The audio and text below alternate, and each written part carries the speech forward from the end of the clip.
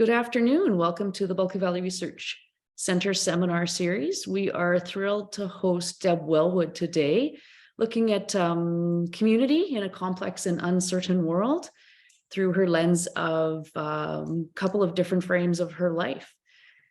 My name is Dawn Hansen. I'm the Executive Director of the Bulkley Valley Research Center, and I absolutely love hosting these seminars and having the opportunity for people to connect.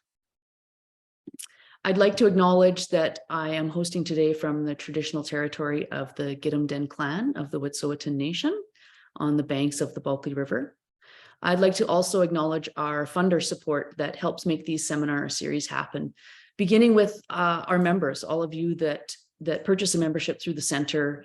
Your support goes a long way to helping these seminars happen, as well as support from the Bulkley Valley Community Foundation, Wet'suwet'en Community Forest Corporation, Bulkley Valley Credit Union, and the provincial government in their gaming grant department. We are grateful for the support that's provided, administration and time, so that we can make these happen. All right, without further ado, Deb, I will let you get started. Take it away. Good afternoon, everyone. I just want to say I'm really thrilled to be here today. I wish I was in the old church talking to you and seeing everybody around me, but I'll do this like this. It's been an epic journey to get here, and all along the way I've learned a lot. Before I dive into my talk about what community matters in a complex and uncertain world, I just want to say that the views and opinions here in this presentation are mine, and that I proposed and prepared this presentation on my own initiative. So there's no sponsorship or funding, and it's just meant as a conversation starter with some ideas for actions that we can take to conceivably elevate the notion that community matters in a complex and uncertain world. Also, November is a month that deserves an extra commitment to taking care of ourselves. And in this year in particular, I think, so all of the heavy lifting is up front in this talk. And then after that, it's as uplifting as we want it to be.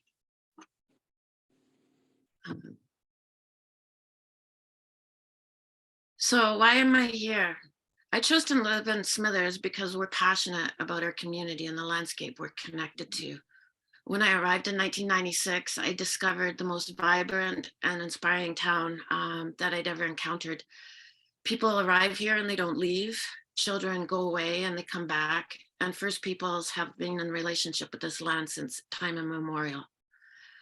I'm here because I see the fabric of our community unraveling from what it was when I arrived here into bigger and messier piles of us and them. It wasn't perfect, but its friends and family are dividing all around us now, and that's concerning for me.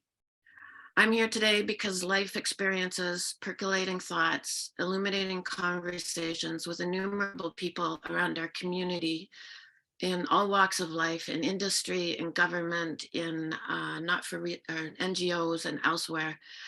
It compels me to speak up. The prospect of this community fracturing into chaos when we need each other now more than ever is heartbreaking for me. And at times I find it terrifying. So where are we going to go today? I'll start with talking about a concept of planetary boundaries and the concept of resilience in a community context, and some lessons that I learned through some land use planning monitoring that I did for grizzly bears in the Babine watershed, and also from a bicycle journey that my husband did and I did through the Americas. And then I'm going to talk about the concept of a safe, just place for humanity. And then I'm going to talk about some travel tips that I've learned along the way that I think can help for epic journeys. And I'm going to talk about imagining possible and desirable futures, something that I think that we could do because I really believe in the power of our community. So planetary boundaries, I'm just not going to spend a lot of time on the slide. I think probably a lot of people in this group have seen it. But it's a concept of Earth system's capacity to sustain civilization as we know it. So the Holocene-like conditions that civilization has emerged from. And we've got a lot of problems happening, and it's not just about climate change. It's about biosphere integrity, biogeochemical flows, freshwater change. So this actual figure is the most recent one from 2022, where they looked at freshwater uh, and the green water component. So that's the part of the water cycle that moves through plants. Novel entities, which is things like synthetic materials, plastics, things that the earth doesn't generate itself, and land systems change and climate change. And all of these boundaries were exceeding limits. And there are other ones that we're doing better at. We managed to get our ozone depletion under control. And there are some that we haven't even really had a chance to figure out yet, which is some aspects of loss of biodiversity and other things. So as Antonio Guterres, Secretary General from the United Nations, said in his opening remarks in COP27 at Egypt on Monday, we are in the fight for our lives and we are losing. Today, via two personal journeys, one in career and one in travels, I just want to share a glimpse of my worldview for an essence of how humanity is bumbled into and being dragged into this catastrophe, with some ideas about how we might help our community better respond. I haven't found the words for what I feel when catastrophes hit that I've been working hard to prevent and prepare for just in case. The heat dome that demolished Lytton, the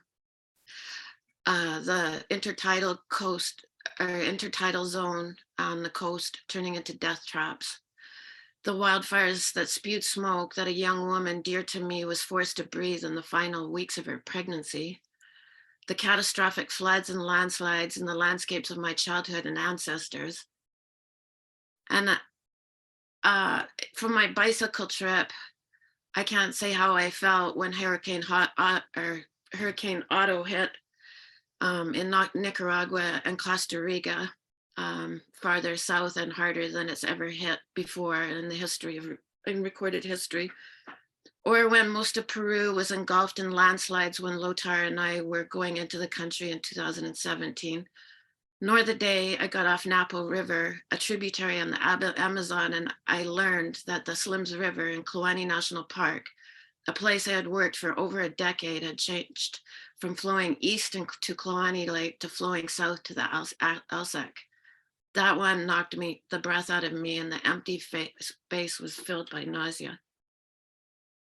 So my question today is, how can we strengthen our capacities to cope and thrive in this time of unprecedented ecological and social change, surprises and uncertainty? I won't spend a lot of this time on this slide, but it comes down to the concept of resilient. There are many definitions, but I just want to focus here on the Intergovernmental Panel's of Climate Change's 2022 definition that they provided, just a piece of it. And it's the capacity of social, economic, and social systems to cope with a hazardous event, trend, or disturbance, responding or reorganizing in ways that maintain their essential function, identity, and structure.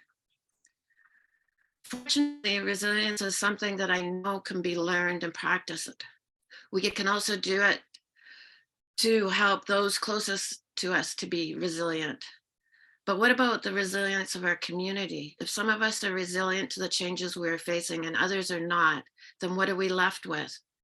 Rising fear and anger, polarization, degrading norms that keep us learning, or that, declining norms. And what else? The concept of community resilience could be explored by subcommunities within our community, or communities to neighboring communities and interconnecting all along the way. So today I'm speaking to Smithers, but that doesn't mean that other communities can't join in on the conversation. And I actually think other communities need to, so that we can learn from each other. A citizen for the purposes of this talk is an inhabitant of Smithers, Indigenous, and the rest of us. In my view, all citizens with the capacity to bolster the resilience of community have a stake in doing so, because actions bolster personal resilience and family resilience. I'm focused on Smithers because it is the scale of my direct relationships with citizens of our community, with the ecosystems that sustain us and enable us to thrive.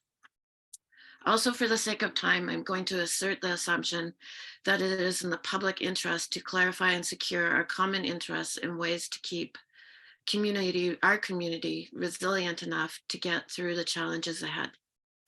I'm happy to come back to this assumption later or elsewhere. To get us thinking a bit about our worldviews and how they influence our problem-solving capacities, I'm paraphrasing from Thomas Homer Dixon's Commanding Hope. In our minds, we all carry a complex network of concepts, beliefs, and values that help us to make sense of the world that we live in. Good, bad, right, wrong, want, don't want, important, not important. Our worldviews can help us to survive and thrive in a world that none of us could ever fully interpret to match reality. Our worldviews change as we interact with other people and as we accumulate life experiences. So my worldview, I'm going to tell you a little bit about it, just so that you might understand a little bit better how I arrived here. I'm a descendant of colonists, early settlers, and a recent settler, probably mostly Europeans migrating to North America. I recently learned that some of my ancestors arrived on the Mayflower in 1620.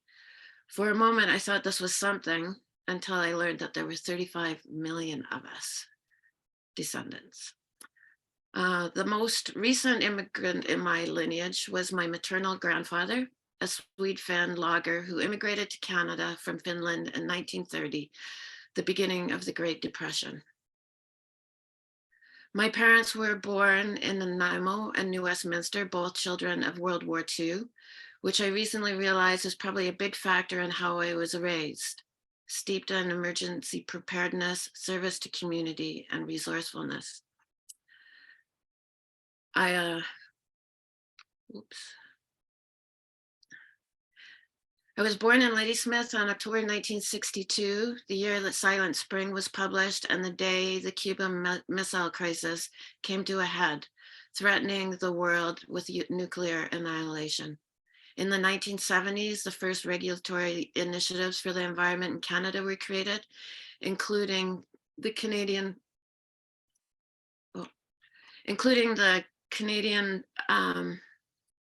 Department of Environment and the Canadian Wildlife Act. And when I was 11, I heard for the very first time that humanity was facing an existential crisis. At the Spokane World's Fair, seemed the world does not belong to man. The man belongs to Earth. And it was in an IMAX film theater, the first one ever built and the first film ever shown. And it left an impression on me. The entire fair did. In the 1980s, I graduated from high school into an economic recession. In the 1990s, the Rio Earth Summit produced the Convention on Climate Change and the Convention on Biological Diversity. Concepts like biodiversity, forest ecosystem networks, ecosystem-based management, and adaptive management were all on the rise. In the 2000s, governments downsized, deregulated, and defunded environmental safeguards, first the province of BC, and then the government of Canada. In the 2010s, the world's transition to a sense of fossil fuels from a sense of fossil fuel scarcity to abundance with the rise of shale and oil gas technology. And then when the 2020s arrived with an vengeance, I wasn't surprised. When I visited the World's Fair in 1974, the population was just shy of 4 billion people. And by the end of this year or early next year, we are set to reach 8 billion. Finally, through my work, through my father's work as a radio technician and then my work as a wildlife ecologist, I've moved innumerable times until my roots took hold in Smithers in 1996. I have been mixing with people from all sorts of walks of life for the most of my life, which plays into my trust in the power of our community that I want to try and illuminate today. What I want to leave you with here is the idea that our worldviews can change over time, ideally in ways that improve our probability of surviving and thriving in a rapidly changing world. Drawing from my career, here are some lessons that I learned about solving complex problems, or what some call wicked problems. Joanna Faltz and I had a small contract to monitor land use planning for the goal to maintain grizzly bears in the Babine watershed, focusing on the objectives to maintain grizzly bear habitat and to minimize undesirable human interactions. Joanna did the data analysis and mapping, and then I reviewed 25 plus documents that provided direction for land use of relevance to grizzly bears. These documents were produced by or for the province of BC between 1992 and 2013. Prior to this, I had worked on a few grizzly bear related projects in the area. So I went into the project thinking I had a pretty good handle on what I was getting into for the big sum of $5,000. I started with the most recent plans and I worked my way backwards, turning up surprises to me, all the way back to the initial interim plan for the area. I'd nearly completed the report when I was reminded of this book, The Policy Process, and I thought I'd better read it before wrapping things up. The book arrived. I read late into the night, and I got up the next morning and I started to rewrite the entire thing again. This time, framing it in the context of the policy process. How one might improve the situation. It took me a few years to make sense of it all. And the next 3 slides are a flash of what I learned, along with some of what I learned from my colleagues and others who volunteered in extraordinary amounts of time and effort to monitor the situation as it unfolded in this landscape via the Babine Watershed Monitoring Trust. First of all, and this is the most important point, First Nations were not involved. The planning area includes the unceded territories of the Gitxsan, the Wet'suwet'en, and the Lake Babine nations. Missing participants. The powerhouses of mining and oil and gas refused to participate, and over the years, some of the disempowered fell by the wayside. Strategies. People use power, wealth, and knowledge in their efforts to influence problem-solving processes and to secure their interests. And everybody that I knew was trying to secure the interests of their community. Outcomes, winners and losers, disengaged, polarized. I've been to meetings where I went to speak, actually specifically a winter ramp meeting where I went to speak about the environmental values, and I shut up while the rest of my community fought over their interests in what was to me a really heartbreaking meeting. It didn't need to be that way, in my view. Effects. Ecosystem, social, and cultural losses unaccounted for. So I think, and I see, I know, and I think a lot of our values have fallen by the wayside. So decision processes, I'll go back, sorry. So that's just the social process of this whole picture of problem solving. And then the decision process, that was really convoluted, and that was what I was exploring in all these documents. It's like, well, what were these land use planning based on?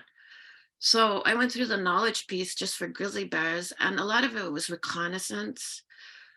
Scientists mentioned gaps in knowledge. Some of this mapping that you see is based on a handful of days of field work and a population of bears that has never been researched or had never been researched at that time. Um, Information was buried in files that took me forever to find, and thank goodness there were a few people still left in government that could help me find it, and they did.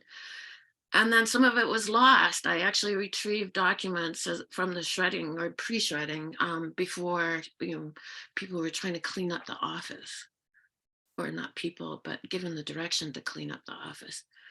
Common interests were not clarified in my view, not in the way that I know that they could be. Plans were interim to begin with, and they were whittled down, um, and and some lost. Sorry, I just got some feedback there.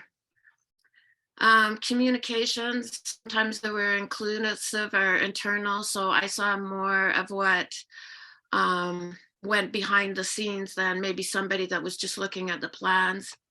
Participation was sometimes selective.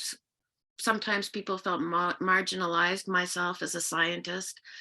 Some people were dismissed, and I didn't need to put polarized there again. And justifications for decisions. I think when I look back on it, this is the most frustrating thing for me is I spent all these years making recommendations and I never got a justification for why my advice wasn't followed through, or some of the other great advice that I saw coming. So problem orientation, goals and objectives. I saw shifting baselines and goalposts from one document to the next document. Trends, known or suspected declines for some ecological values. I know from the Babbine Watershed Monitoring Trust, the people that were doing this work have concerns about old growth goshawks, salmon, grizzly bears. And I know people in this community are worried about their jobs. Conditions. The process favors industry, and industry is legally responsible to shareholders. And for what I see is low bar environmental protections. And that's it. They're not responsible to protect our values. Protecting developments or projecting developments. So this is just going ahead. What I see is more job losses, more land change, more biodiversity loss, and more issues with climate change. And if we really went through a problem orientation, we could go through these projections and go through this problem orientation and actually think of better alternatives and evaluate what we want to do and then select it and try something different. So in my view, what I was reviewing was a problem solving failure. From the perspectives of clarifying and securing common interests, social and ecological system scale. So I was left with the conclusion grizzly bears wanted, but where? On the land or in glass display cases. So my next story that I'm going to bring into this is that we went on or Lothar, my husband, and I went on what was to be a 2-year bicycle trip through the Americas. And for me, it ended up being 3.5 years. But I rolled out of our driveway after packing up my office and walking away from everything as far as ecology goes, with my stomach churning and my hair falling out in clumps. And I was determined to learn and write about the Americas through the lenses of climate change and loss of biodiversity, with the hope of finding something useful to bring back home. And when I turned back to look at Hudson's Bay Mountain for one last glimpse, I was convinced that our community was going to shatter under the strain of who can remember how many major projects in the environmental assessment process at the time, Enbridge's bitumen pipeline, and a plethora of LNG pipelines, and what else? So off I went.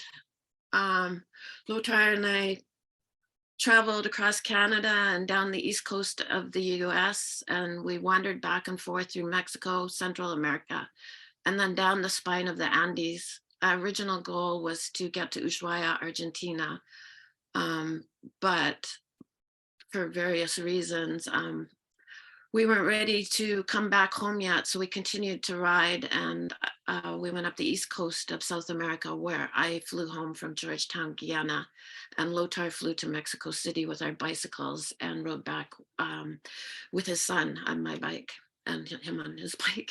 So, and what I learned in one slide is this, in this picture, says it all. Development is a legacy of the dominance of man's power over nature and other people. It's a legacy of manifest destiny and other worldviews of, anyways. People everywhere are experiencing the negative ecological and social effects of sustainable development. Corporations are reaping the economic benefits. All over the Americas, indigenous and local communities and ecosystems are paying the price. Built and human-created systems, transportation, food, energy systems, they're not healthy, they're not sustainable, and they're not resilient. I saw this while I was riding, and I think everyone here is seeing it now since I've been back. The great disconnect is how I started thinking about my ride. People from nature, communities from ecosystems, human systems from earth systems. So the good news now is that in Quito, Ecuador, I came across Kate Raworth's 7 Ways to Think Like a 21st Century Economist. And this is another book that I sat up all night and read in one fell swoop. This was her visual representation about how we might find our way to a safe and just space for humanity. And it's pretty simple, actually. There's an ecological ceiling. We have to live within the capacity of the planet to sustain us. And there's a social foundation. Everybody has to be raised up to a level that they can have a good quality of life. And so I was able to ride forward from here, shifting my worldview to try and see how better to move forward. And here's some tips that I learned from our epic journey. First, you have to have a dream, and our dream hatched in the ferry lineup of the Alaska ferry. The Intergovernmental Panel on Biodiversity and Ecosystem Services and the Intergovernmental Panel on Climate Change are together telling us that all of humanity must aim for a good quality of life in harmony with nature. Don't sweat it even before you get out the door. We carried the basics for survival, and I insisted on bringing a bit of comfort from home, which was a cast aluminum Dutch oven and a bear-resistant canister that doubled as a chair. Everything else we needed, we searched for and found along the way. I've been casting my eyes around our community, searching for facilitators and social scientists with the laser intuition we need to help us find our way. I haven't found them yet. They're probably here. And if they're not, we can find them as we go along. Next, one needs to commit. Lothar launched like a leaf fluttering in the wind, and I went like a spider trailing a thread of silk firmly attached to home. A commitment to a safe future might look like a leap to clarify common interests that is firmly attached to the commitment to protect democracy, human rights, indigenous rights, and security. Don't plan, improvise instead. Epic journeys are so complex that to plan is to miss the opportunity to expand perspective and broaden worldview. When we brace some complexity, life-enriching experiences emerge seemingly from nowhere. When I left home, I was barely able to ride a recumbent bicycle, and I had never ridden it fully loaded. I had to walk across the bridge over the Bulkley River, wobbled up hills, and even fell into the slow lane on 6 Mile Hill. But I survived quickly and quickly learned the basics. upon which I added skills I encountered before, added skills as I encountered different writing conditions all the way through the Americas. For any individual or community who wants to navigate towards a safer future, learning the skills we need to prepare ourselves forward will be the most challenging at the start. If we stick together, it gets easier. Uncertainty in life is a given. To embrace uncertainty is to embrace life. I learned pretty quickly that challenges and serendipity tend to go hand in hand. New York City was the first major metropolis I'd ever ridden my bicycle into, and I rode from the wealthy outskirts of the city of dreams, completely and utterly terrified. This was the first time I remember thinking to myself, wait for it, just wait for it, it'll get better. And sure enough, it did. We landed in a tranquil neighborhood and discovered the kind, warm hospitality that is the incredibly strong and resilient thread in the colorful fabric of Mexican culture. At times, epic journeys will seem unbearable. The trick is to get through enough times to know that invariably this too shall pass, oftentimes transitioning into serendipitous opportunities never imagined. The kindness of strangers. Here's a family who gave us a safe place to sleep in a particularly dangerous part of Mexico, refusing anything in return for their help. I learned that no matter how challenging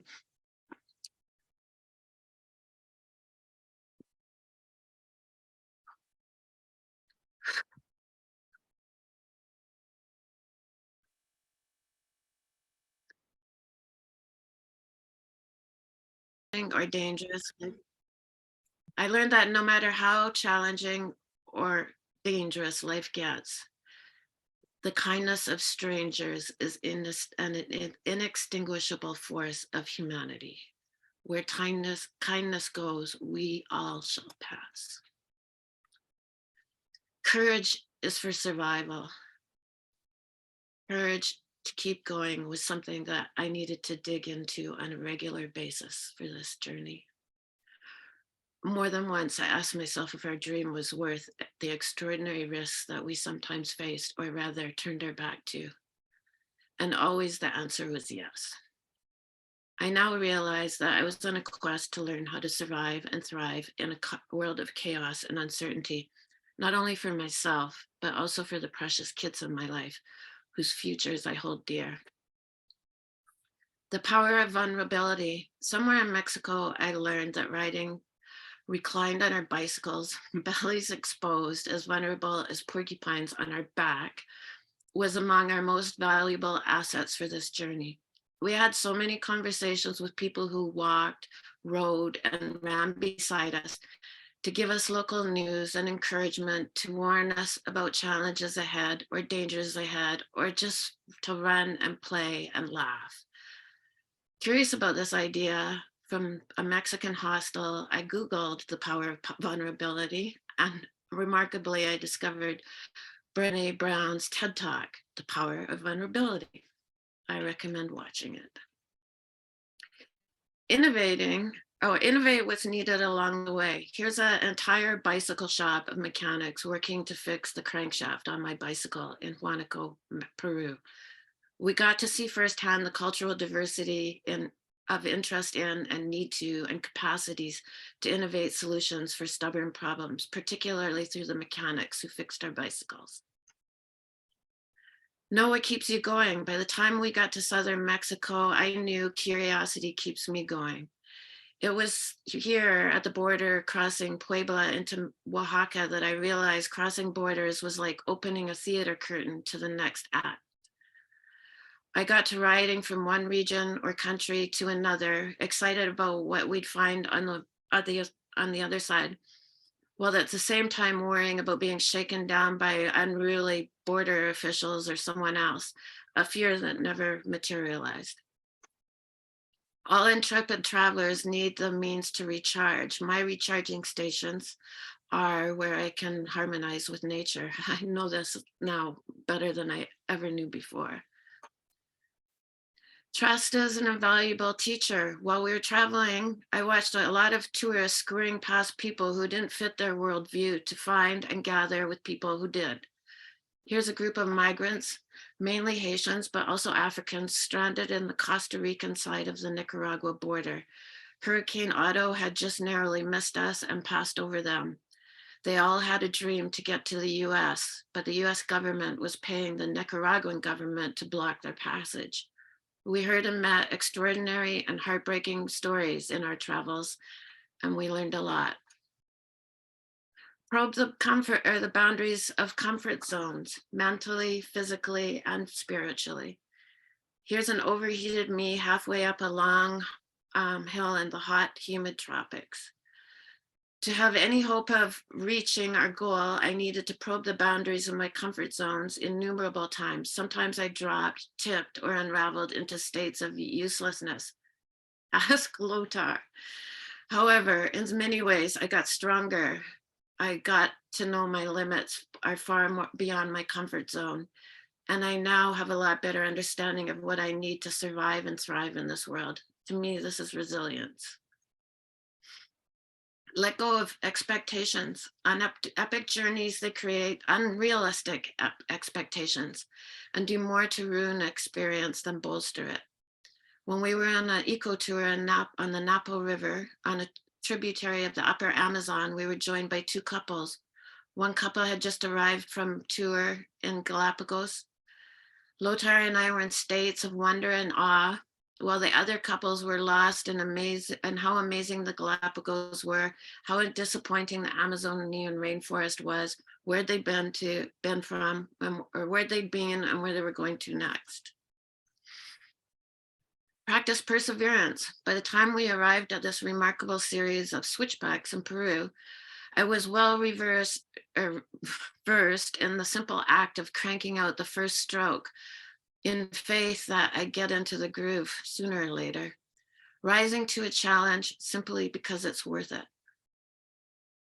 Let go of anchors. To me, these pictures I took in Panama perfectly sum up the dominant worldview of the Americas. The ingenuity of man joining the oceans, the Panama Canal, and a sea of plenty. I took these pictures at the same place I took the photo of the conquistadors standing on top of the globe several slides back. On this journey, I let go for good the survival of the fittest worldview that defines colonialism, colonization, and at least the particular form of capitalism we're living with now. I no longer even try to make sense of it or with it. I let go of a worldview that was dragging me down, like I let go of my precious javelin when we reached the Andes because it was too heavy to be dragging up mountainsides. I'm happy to be working in the swirling of worldviews, but I no longer live in this world.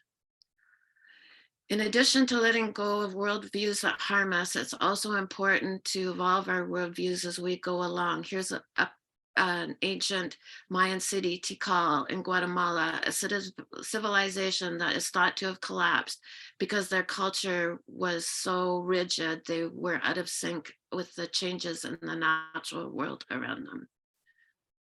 Expand perspective. Here's the Salar Uyuni, a salt flat in southern Bolivia.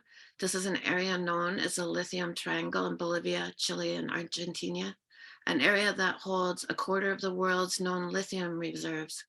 Here, I'm reminded that a rapid transition to electric vehicles exposes some of the world's population to potentially dangerous outcomes, ecological, social, and cultural. A one-for-one swap of gasoline vehicles for electric vehicles seems like a disaster in waiting, something earth scientists might refer to as maladaptation to climate change. In truth, Lothar did a majority of the bicycle mechanic and maintenance. I just jumped in here to do something particularly fiddly, my specialty. When traveling on epic journeys with partners, there will be diversity and adversity in the team. It's a given. Debates and compromises are part of the package. we'll know when we're on to something good when we realize that the diversity of worldviews in our community is an invaluable resource for solving challenging problems, particularly wicked ones. No wrong turns. Many times on this journey, we arrived at a junction having no idea if we would go left or right. We gathered information along the way by talking to people, but sometimes when we got there, it still wasn't clear. Just out of Conception in Chile, we made a random choice to go right. The riding turned out to be horrendous, but the landscape felt like home. We rode through drugless tree plantations, logging in trucks, and mills were running full bore. More perspective for me. Intuition. Learn to trust intuition, and if you don't have it, find people who do. In all three of these photos, my alarm bells were going off in a way that I couldn't ignore. And for good reason, I later or soon found out. I'm convinced that I sense trouble because of life experiences that prime me to notice subtle cues and act accordingly. And Gary Klein delves into what I'm talking about and seeing what others don't, the remarkable ways we gain insights. Finally, it's not about the destination, it's about the journey. Life is too short to live anywhere else but in the present. And I think for some, I don't know, bit of magic in this journey, for me, the latitude of Ushuaia is the same as the latitude of Smithers, 5447.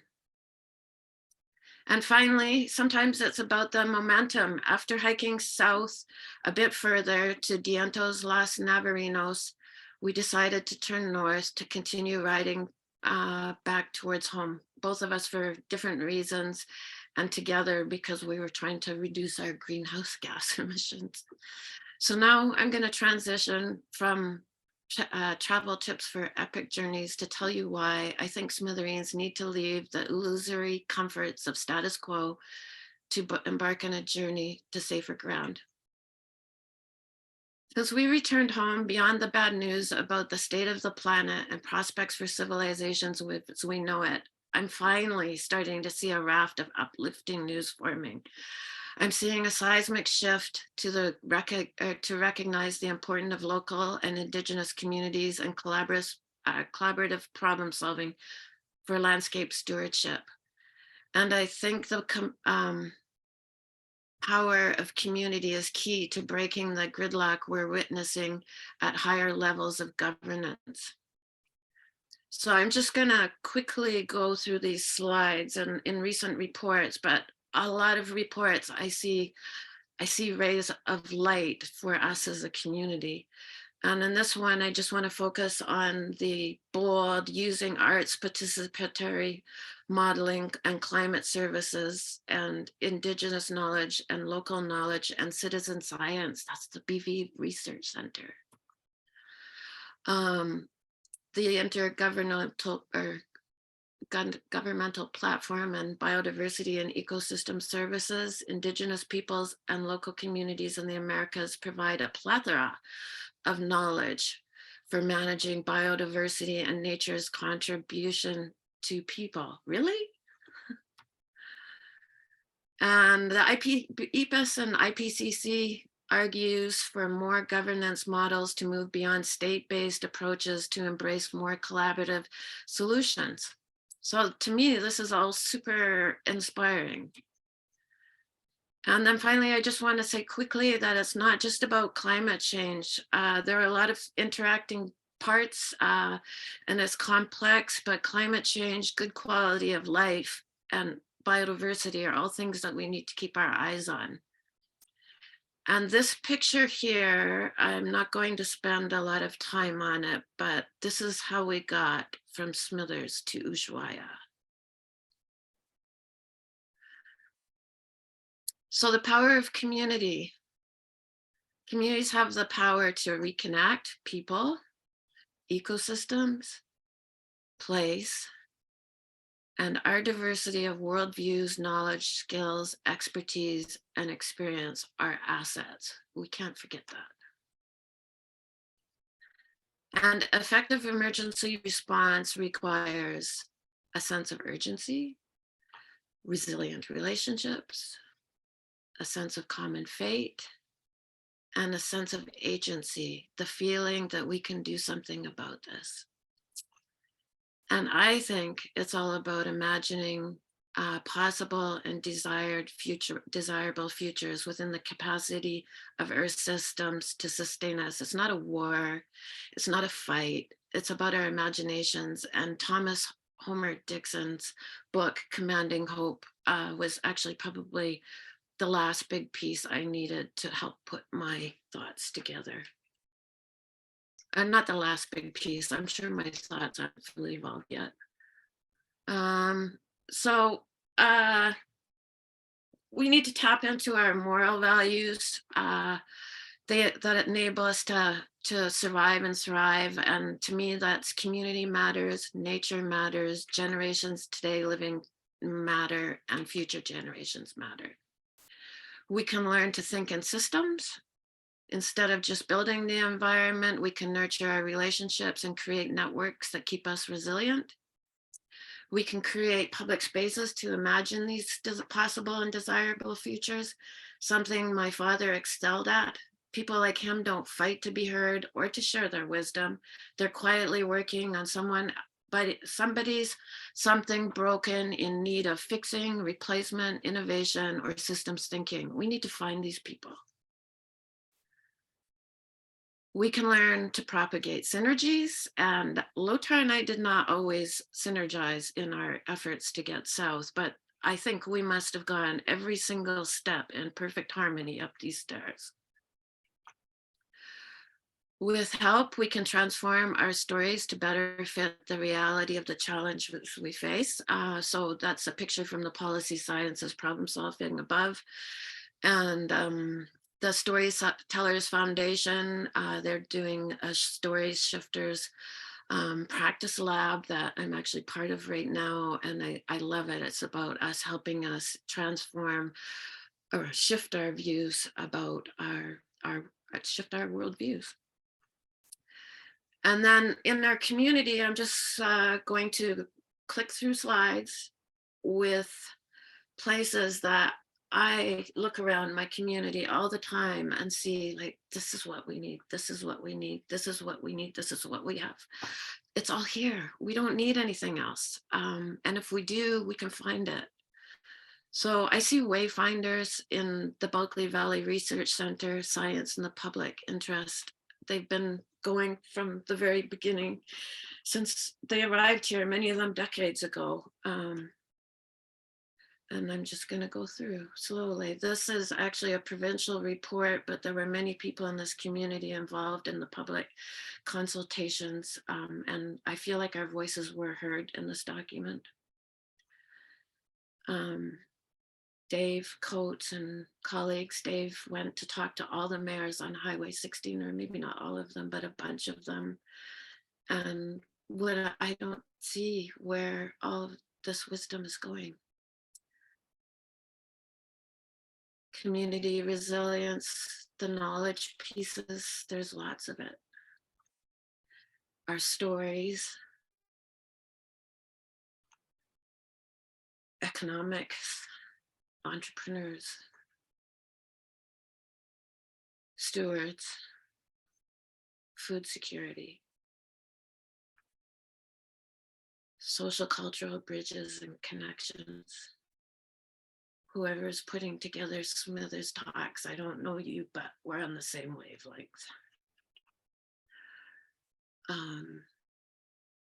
Community ecosystem connections,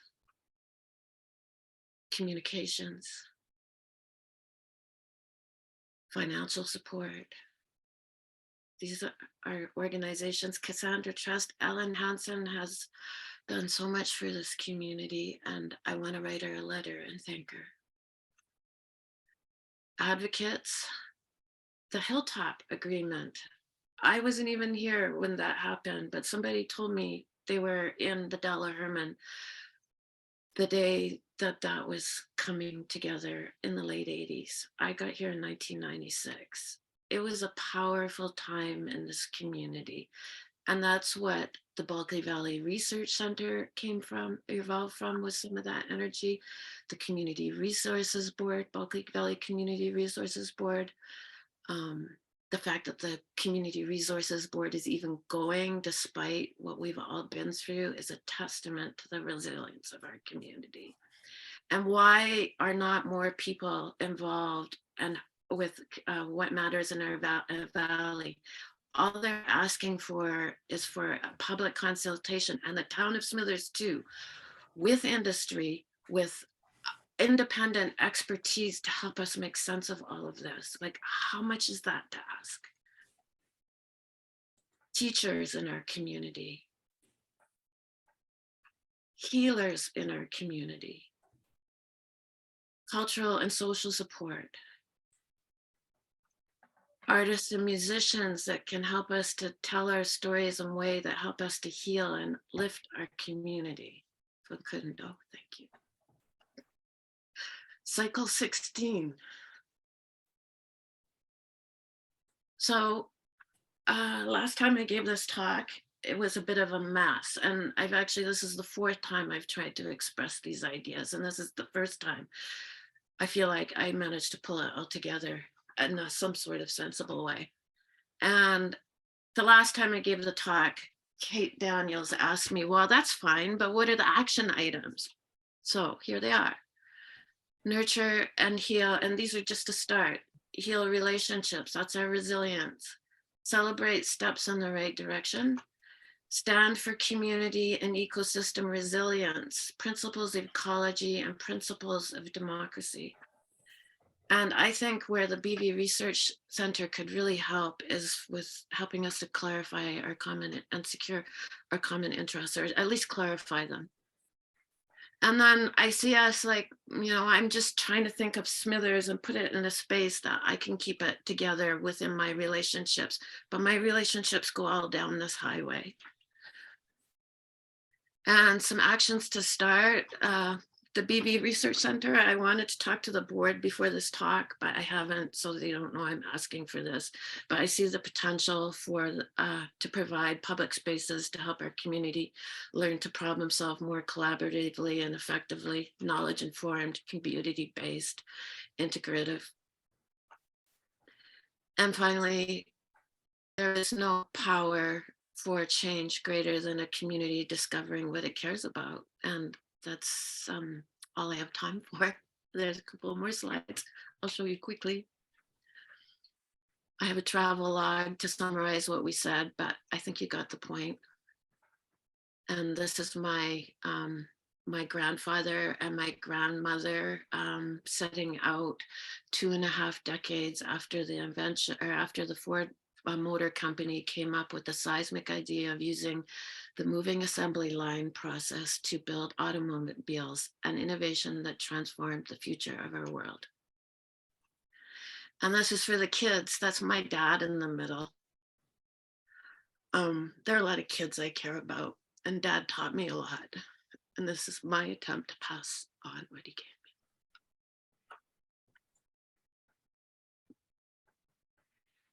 That's it.